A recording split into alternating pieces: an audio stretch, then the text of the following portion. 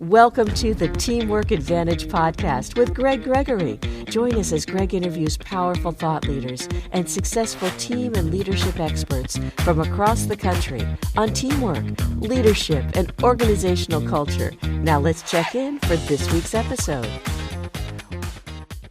Hi, everybody, and welcome back to the Teamwork Advantage. I'm Greg Gregory with TeamsRock.com, where we focus the Teamwork Advantage on teamwork, leadership, and culture, or what I call the TLC of business.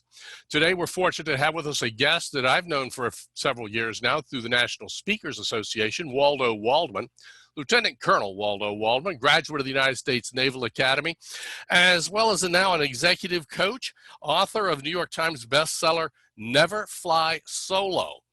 He's known as the Wingman, and as I said, he graduated from the United States Air Force Academy, a combat decorated fighter pilot, an expert in resilience, courage, and helping leaders accelerate performance in changing environments. And in today's environment, we are all having to pivot in some way, shape, or form.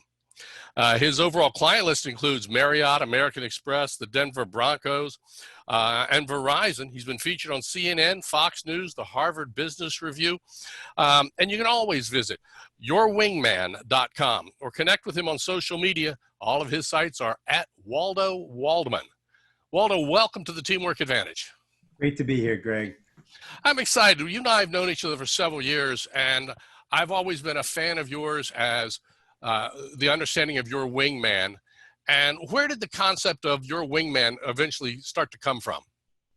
Well, in the Air Force, as a fighter pilot, you can't fly solo, technically. When you go to battle, you always have a wingman or a wingmam on your wing because there's so much activity, so many threats to take out. The complex environment is constantly changing.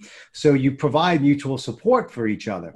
So if you picture this jet, okay, you're strapped into the cockpit by yourself, but you got wingmen next to you, behind you, all over, checking your blind spots out, which we'll talk about later, the check six concept.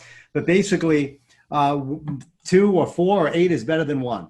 And so Absolutely. we fly with mutual support, check each other's blind spots, and have eyes on target a lot easier that way. And that definitely comes back to being the ultimate when you come to teamwork, because you've got to be able to understand, respect, and trust each other in every aspect. And that's really, really critical. Let's jump forward a little bit. We're going to jump forward and backward here. You graduated from the Air Force Academy. You went into combat. You flew missions I'm assuming all over the world. And once you got out of the Air Force, once you stepped down, you went right into speaking and training. And tell us about that transition, because coming out of military into private sector is a trick that not everybody's able to master. Actually, I went to business school, got my MBA, and then was in a few sales jobs before I became a speaker. I knew eventually I wanted to get in that space, but I wanted to earn my wings in the business world, cut some experience in that niche. So I went and was working in defense technology, virtual simulation for an Israeli defense contractor. We did some joint work with Lockheed Martin and some other big contractors, which I loved. Mm-hmm. A jet fighter simulator on a laptop. And then after 9/11, I went into mergers and acquisitions sales, M&A. So I was a commission-only B2B high-level sales manager, working high-level sales, commission-only once again. So I was working with UPS, Panasonic, Tyco, major companies. So I did that for a few years, and then I weaned myself into the speaking world. But I'll tell you, when I first got out of the military, I hired a coach, a military veteran who was an expert in transitioning veterans. It's very difficult to transition from the military to the business world. You got to prepare for it, just like in combat. So I got this coach, gave me some great advice, revised my resume, learned how to interview, got my contingencies together, and went for it, and was very fortunate to get the experience, and then clip my wings and go full afterburner into speaking. That's a great terminology, full afterburner, because it gives you the extra energy and the boost. What was some of the challenges that you had as you started getting into an entrepreneurship because you had always been in a business environment. So what was it like? Granted, sales, especially 100% commission, is virtually entrepreneurship. But what were some of the challenges that you experienced along the way? Well, so to run a good speaking business or any type of entrepreneur business, you have to understand the fundamentals of entrepreneurship: contracts, negotiation, finances, creating a corporation, opening, opening a bank account, branding, marketing. All those things holistically allow you to build this organization and sell with confidence and credibility. So, learning the technologies was a challenge. I didn't know how to design a website. I didn't really know classic marketing. So I joined the National Speakers Association. I read a lot of books. I attended seminars and carved my teeth in that niche, and got another MBA in real world entrepreneurship, which has really helped me because many business entrepreneurs out there, or executives for that matter, have certain strengths and weaknesses, obviously. Yep. For speakers or consultants or coaches, you may be really good at delivering your value proposition, but you're terrible in marketing. You may be great at speaking, but you may be terrible at writing. So you need to have a holistic approach towards building a business as an entrepreneur. Otherwise, you will be eaten by the sharks. And I have a lot of battle damage and scars along the way, but I love the fight. I love the competition and challenge, and it's always about evolving, right, Greg? You got to evolve. You've got to evolve and pivot, especially in 2020. There's so much pivoting going on as far as the businesses go. And so as you made some pivots, there were some things I understand in your past. You were a fighter pilot, and yet you also had a fear of small spaces, a little claustrophobic, and I was shocked to learn that you had a fear of heights. Mm-hmm. So tell me about those and how did you overcome them? So I think if you research any peak performer who's challenged with overcoming their fears, a lot of us are maniacal about pushing ourselves to face them, right? I like being put into adverse situations that challenge me to grow, to step out of my comfort zone. So long story short, I was always afraid of heights. I wasn't claustrophobic until I almost died in a scuba diving accident, I'll share with you. But, at the Air Force Academy, I didn't go on Space Mountain at Disney World. I didn't jump off diving boards when I was a kid. My twin brother would make fun of me. So when I went to the academy and freshman year, I show up to swim class. And as you know, at the academies, both at the Naval Academy and the Air Force Academy, in order to graduate, you've got to jump off this 10-meter, 33 feet high diving board, complete water survival training, or you don't graduate. Yep. So I'm panicked, thinking this wasn't in the damn brochure, right? And so I wound up jumping and facing my fears and I jumped it 3 or 4 times that day. I said, I got to go again. I got that kind of mental block out of my system. And it's an analogy for life. A lot of times you've got to step out of your comfort zone and see what's on the other side of that diving board. Face your fears. It's got to be your passion has to be greater than the fear. Your drive for success, your drive and inner compelling goal that's getting you out there will force you to face it. But if it's not big enough, if it's not, pushing you enough, you're gonna climb off your diving board and abort. But I faced that fear and was an instructor. And then 3 years into my flying career, I almost died in a scuba diving accident. 33 feet under the water, 35 feet under the water, something. My mask separates. I inhale a whole lung full of water, burning, stinging lungs, choking in the mask, freaked out, panic attack to the nth degree. Yep, I'm like, I got to get out of the water. I'd never been scuba diving before. I didn't think it would be that challenging. And so almost died. It really was very traumatic for me. But 3 days later, Greg, I'm back in the cockpit flying a training mission, cross country, going from Oklahoma down to Louisiana, then up to the Northeast. I'm flying through terrible weather, clouds, thunderstorms, lightning, couldn't see the sun, couldn't see the ground.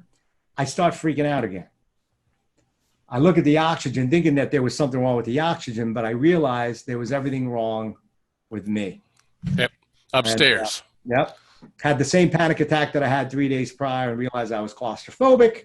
Not a good thing for a fighter pilot to have. And for the next 8 years of my 11-year flying career, every time I strapped into the plane, I had to deal with this anxiety and fear of having a panic attack. But I stayed in it, built a resilience, never quit, And so part of my story and lessons for folks on overcoming fear is how to overcome this pandemic of sorts, this crisis, which is pushing you to truly think about why you're in your aircraft, how are you pivoting, how are you propelling, facing your fears and dealing with your anxieties, because Lord knows today we have enough of them, enough uncertainty and turbulence to last a lifetime. Yeah, and I think the key words that I heard you say very early on in that part was your passion has to be greater than the fear. Yeah. And that resonated with me right there with everything that I've ever done in my life is you've just got to get through it and you've got to push yourself beyond it. But that passion, if you don't have the passion, it's just not going to get you there. So let's talk a little bit about it. You've got a couple of great acronyms for fear. And I think that's part of what you've developed because of the fear that you experienced then. Right. So talk about your acronyms and how they help you. And then let's tie that to the regular everyday guy in a regular job on the streets today. So you can imagine being afraid of flying in combat, right? It was enough that the missiles were coming, but now strap me into a single engine, single seat F-16 and make it 7 hours at night. It gets pretty intense. So there was a lot of anxiety and fear stepping into that plane, and most people could agree. And so I have an acronym for fear. Forget everything and run. You're forgetting your training. You're forgetting all the preparation, your mindset, your team, all the things that drive you in that jet, and you turn around and run. Not a good thing, especially when you have wings on your chest. Or the other acronym is focus, energy, accept responsibility. Focus, energy, accept responsibility. Focus your energy, your passion, your drive, your training on the task at hand. Avoid distractions, get focused on your team, and then accept responsibility for the fact that you have wings on your chest, that you're a sales manager, a parent, clients depending on you, dreams in front of you. And so accepting full responsibility for the fact that you have a job to do, that others need you, that it's no longer about you is the next level of performance. And so for me, Greg, and you're a teamwork expert, one of the things that drove me to stay in that plane, to distract myself from myself, was looking out that wing, looking out that plane, and looking at my wingman. The men and women who I was flying with that day, who needed me to do the job represented by the flag on my shoulder and the wings on my chest. To stay committed to executing on the training, the millions of dollars of taxpayer money spent on me. Because guess what? If you don't drive yourself to execute when you're really needed, and it's only about flying and training, you're not a warrior. You're not fit to lead. You're only tested when the fun stops, when the pressure's there, when the missiles are real. And so I had an ego. I was not quitting. Ego helped me, but I also had a responsibility and a focus on serving. And so this helped me get used to the fear, used to the anxiety, used to that pressure situation. And that's really what resilience is. It's refocusing yourself and being able to cope through the pressure because you've been there before. You felt the fear. You've experienced the missile launches. You know that anxiety. And you become comfortable being uncomfortable, staying in that zone. And then you distract yourself once again by saying, I've got to be a team player. People need me. I'm jumping off that diving board. I'm flying that mission. And that's a hard question and hard question to ask and a hard decision to make, because you better dig deep and know why you're doing what you're doing. If it's not enough, it's not going to be enough to push you through. There's the key parts is the why. Of course, Simon Sinek has talked a lot about, starting with why and grasping that. Did the ability but he's never been in combat, though. This is true. So you can talk philosophically about it, folks, but you better understand why the heck you are doing your job. And you just can't think about it on your own. You got to go deep. You got to sit down with somebody who knows you. You got to tap into what you're fighting for.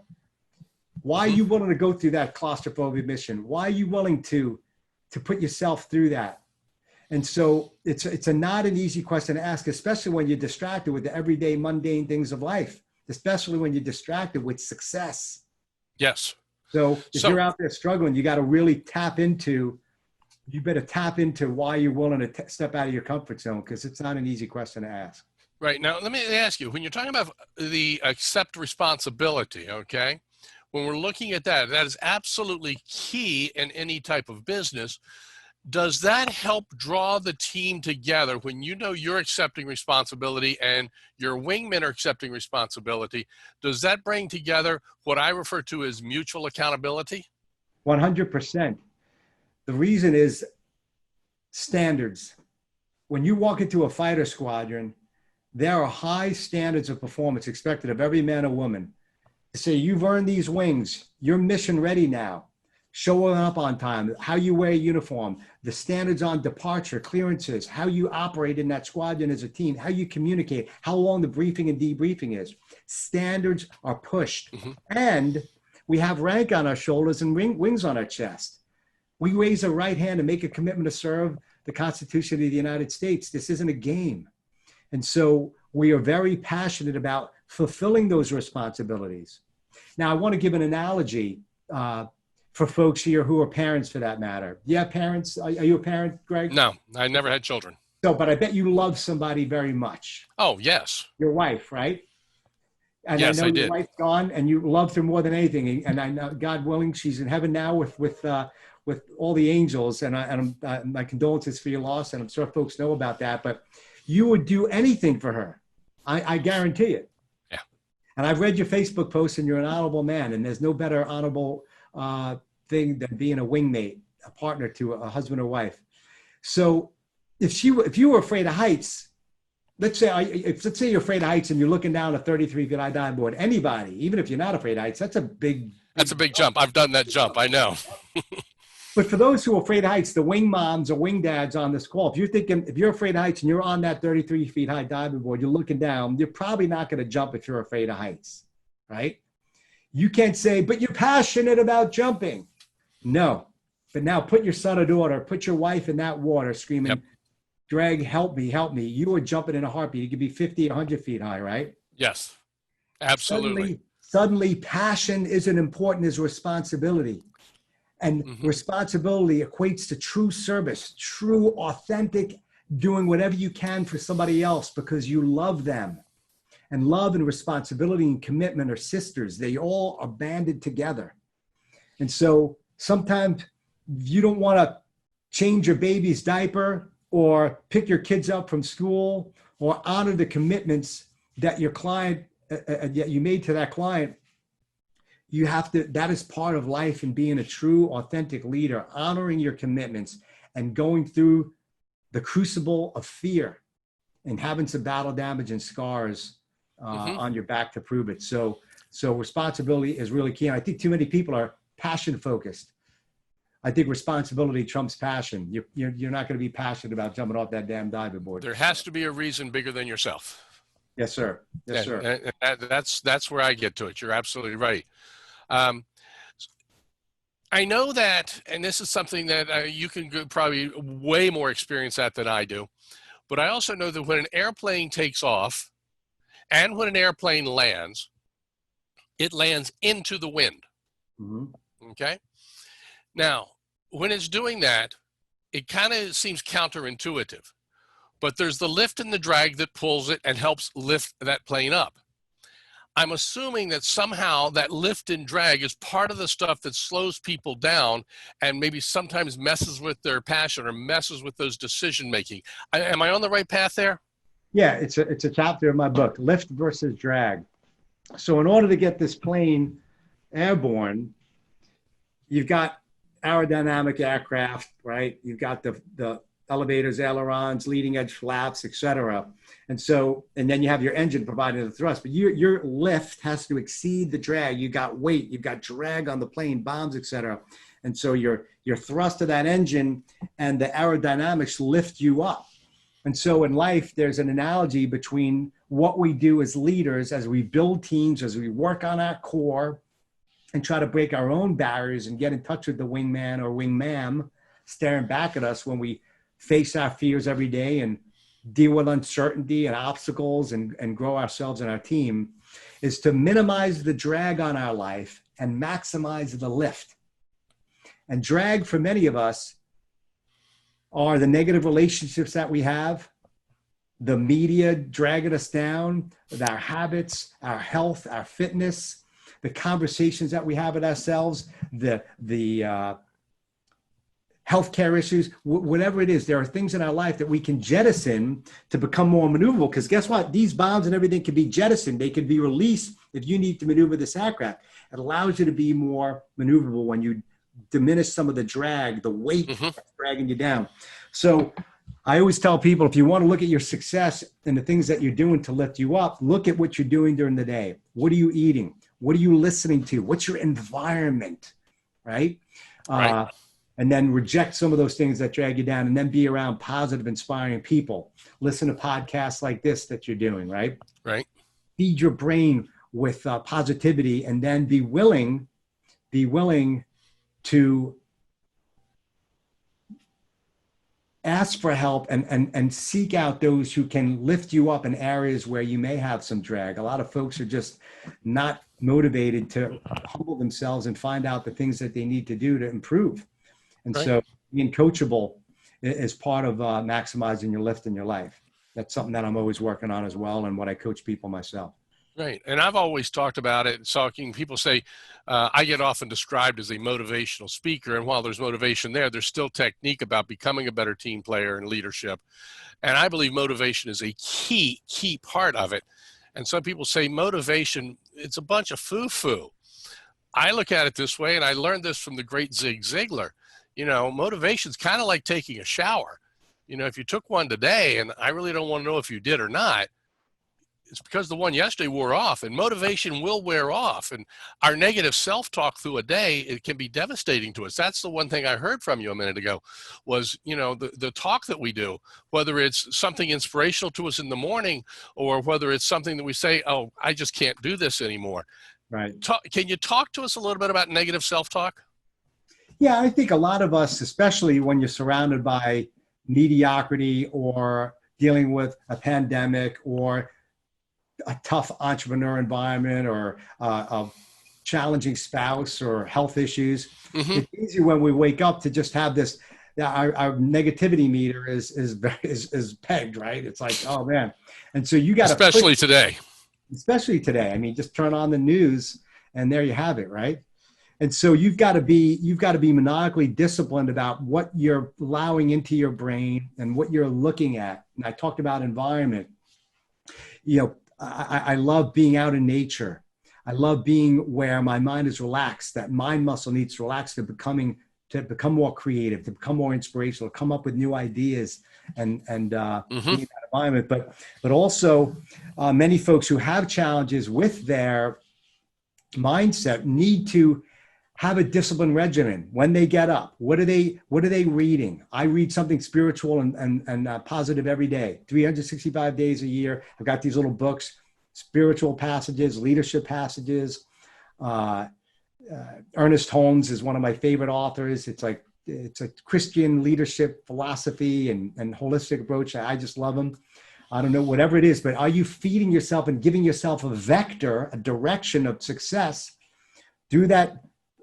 Through the reading, through the green smoothie, perhaps, through your nutrition, through hitting the gym, right? Getting your heart and blood pumping. I'm a peak performance expert, and peak performance teams have peak performers inside of them. And so you've got to ask yourself, what is your daily ritual? And are you on a disciplined path, not just in business, not just in sales protocols or entrepreneurship success, but on the holistic approach of life, on your relationships, on your mindset, and a new phrase that I coined, which is heart set. Skill set, mindset, and heart set, your passion. What do you love? What drives you every day? And what the blessing is about this pandemic right now, Greg, is that it's really forcing us to find out what we really love, what drives us, what inspires us, what fills our heart. And that heart set is truly what's going to make a difference for you. And I think a lot of people are not just pivoting because of the pandemic and the fear of their job loss, but also they're like, man, I've been selling out. I'm not doing what I love. I need to do something that fills me up with joy and bliss. And maybe that means starting a new job or becoming an entrepreneur, or maybe following your bliss and quitting something that may be dragging you down from being. And what you're saying now is exactly where I was 24 years ago when I made a decision to leave the mortgage industry because it felt like it was dragging me and moving into this. And it's just been, I love it. It's just, it's the passion side. But it's the skill set too. I mean, you need passion without skill is just thrust without vector. Right. No, it doesn't work. They're all excited. They're all thrust, no vector. Excited. No, vector is direction and velocity. You gotta push in that direction. That's, you gotta have it. I mean, I've got a great attitude, but you do not want me being your knee surgeon. That's for sure. That's right. So, that's a great way to put it, Greg. Yeah. So today, how do people find it? I know one of the biggest challenges I've spoken about, and I know it's important to you as well. Right. And I think you refer to it as Mayday. And of course, everybody knows the distress signal, Mayday, Mayday, Mayday. But how do we ask for help? How do we know it's okay? We've got to be vulnerable to allow that. But it's so hard for people to ask for help. What do you recommend?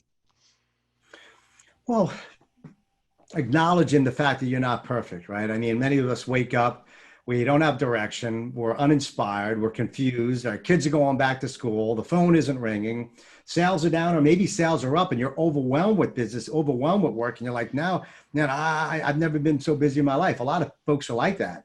Right. Just because COVID-19's around doesn't necessarily mean people aren't doing well financially. Mm-hmm. And so you've got to acknowledge that you may have a few pounds on your belly, so to speak, right? Acknowledge the fact, little extra drag. Yeah, a little extra drag. Right? And a good wingman or wingman is going to enlighten you to the areas in your life that you may be lacking. And this is where, when I was talking before, when you're strapped into the jet, barely able to move in this tiny cockpit, you could see out front pretty easy and left and 9 o'clock or right 3 o'clock. But guess where the threats normally come in? Where you can't see it behind you at your 6 o'clock. But if a wingman can look over their shoulder and see what's coming at you. And so mutual support, which aligns with mutual accountability, so important because many times we don't see the big picture, but a wingman who knows us, who loves us, who's going to give us feedback that we may not want to hear, but need to hear.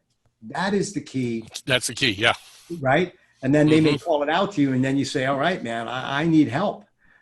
Some of us don't realize we need help until somebody acknowledges it for us and enlightens us to it, or we deny it, or ultimately we're placed in a situation where we're so humbled, so stressed, where we realize we can't get there by ourselves. And that's when Mayday, asking for help from somebody and taking off your mask and being vulnerable is so key. And just realizing that it takes true courage to do that. And to have confidence, here's a kicker, Greg. Most people are uncomfortable asking for help because they are afraid of embarrassing themselves because they haven't nurtured relationships with their wingmen or wingwomen and nurtured it before you needed it. You're only one phone call away from somebody to give you an insight, a solution to a problem. You're only one call away from a hug or a bit of motivation that'll inspire you to face your fears and take off. Dr. Stephen Covey referred to that as the emotional bank accounts that we would build with everybody. And that's so critical. You got to invest that time. You got to do it now. Don't wait for the rivers to flood, as Elizabeth Toll said, before asking for help. Do it now. And the best way to do it is just be that resource for people. Give your wings away. Come up with solutions.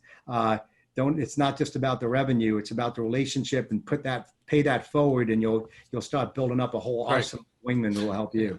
Yeah, John Kennedy used to always say the best time to replace the roof is when the sun is shining.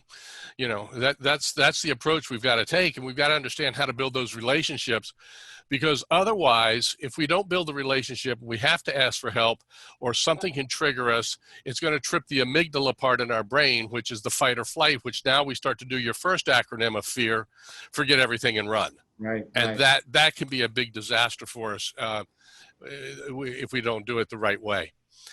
I know in your book, Never Fly Solo, there's a whole lot of good value in there. If you had to pick one section out of there that would probably be applicable in today's environment that we're dealing with, this COVID-19 and the pandemic, and would just be broad brush, what would that best thing be for everybody?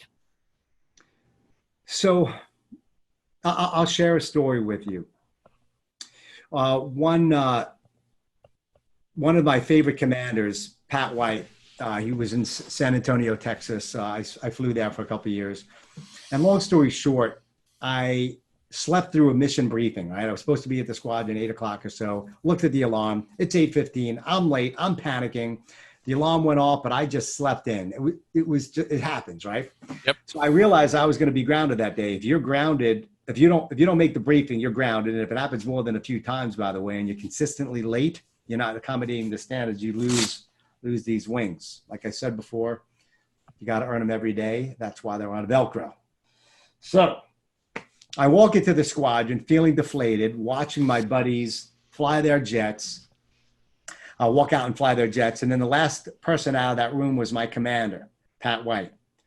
Now, this was no ordinary commander, folks. He was a really, really intense guy, state wrestling champion, combat decorated fighter pilot, and his call sign of all things was Psycho. Okay?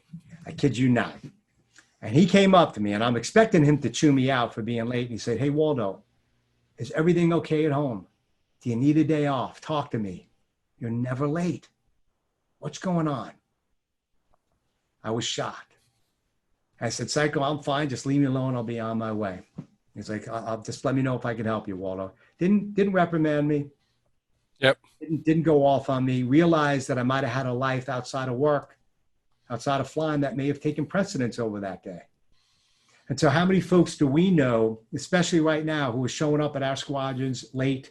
Maybe they're having an engine failure, a flame out, their gear aren't down and locked, their kids are on drugs, they're, going through a divorce, their business is down, their grandparents are dealing in the hospital with COVID-19. We have to acknowledge the humanity and heart in each one of us more than ever to get our vector, our mindset corrected, to tap into who we are and to be the visionary for us and help us achieve our goals. And so Psycho showed me that he cared, really, ultimately, and realized that he was there for me and that I was appreciated as a human being.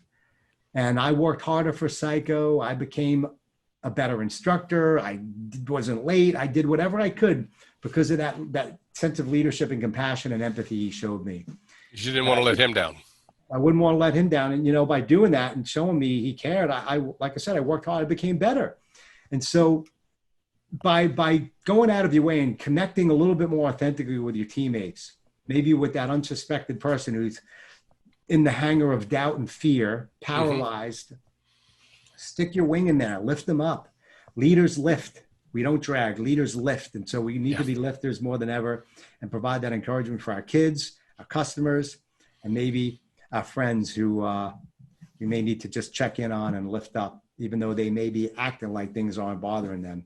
There's always something that we could do to encourage each other. Yeah. There's always that part where some people like to push that part down, and that when you push it down, it becomes drag. And if you open up and let somebody come in and lift you, then it becomes your lift for everything. Yeah. And it gives them a gift as well, doesn't it, Greg? It gives them an opportunity to help you and absolutely fill their bucket. I can't say how important that part really is. When my wife passed away, the number of people that came into my life to help lift me and keep me was just astronomical. Mm-hmm. And so that goes without saying, whether it's in personal life or business life, we all need our lifts. And that's a great analogy, the way you brought it to life there. And I really appreciate that. And it helps that you're a good guy too, Greg. You build relationships and you're kind to people. And people are naturally attracted to help folks who are kind and giving like you are. Well, I appreciate that. It's been great. I know you've got a lot on your calendar and on your plate going on. I want to let everybody know that they can always visit you at your website, which is yourwingman.com, or you can always look up anywhere on the social media, whether it's Twitter or Facebook, it's at Waldo Waldman. Be able to find him, get inspirational ideas, get thoughts. Be sure to pick up his book, Never Fly Solo. I'm sure it's available on Amazon and lots of other places where you get your books. Waldo, thanks for being a guest here on the Teamwork Advantage. It's all about teamwork, leadership, and customer service. Do you have anything that you would like to add before we close things out today? No, it's been an honor. Great interview. And if folks want to get like a mission-ready series, I have a 5-video series on mindset, accountability, and building wingman relationships. If you go to yourwingman.com /mission ready, yourwingman.com/mission ready. You can sign up for a 5-video series for free and get some ideas to share with your team on accountability, courage, and teamwork. And Waldo Waldman, Google me, check me out on LinkedIn, and keep pushing up the throttle. It's been a pleasure flying with you, Greg. Everybody, check 6 and never fly solo. Appreciate it, sir. And always remember, never have a good day. Because when you have a good day, you're only having an average day. Be sure to make sure you have an amazing day every day. Thanks for joining us on the Teamwork Advantage. Join us again next week when we bring somebody new in to talk to you about teamwork, leadership, and culture. Take care. Bye-bye. You've been listening to the Teamwork Advantage with Greg Gregory. Be sure to like, subscribe, and activate the bell icon to be notified of future episodes. To learn more about how Greg can help your organization develop a powerful winning culture, visit TeamsRock.com. That's TeamsRock.com.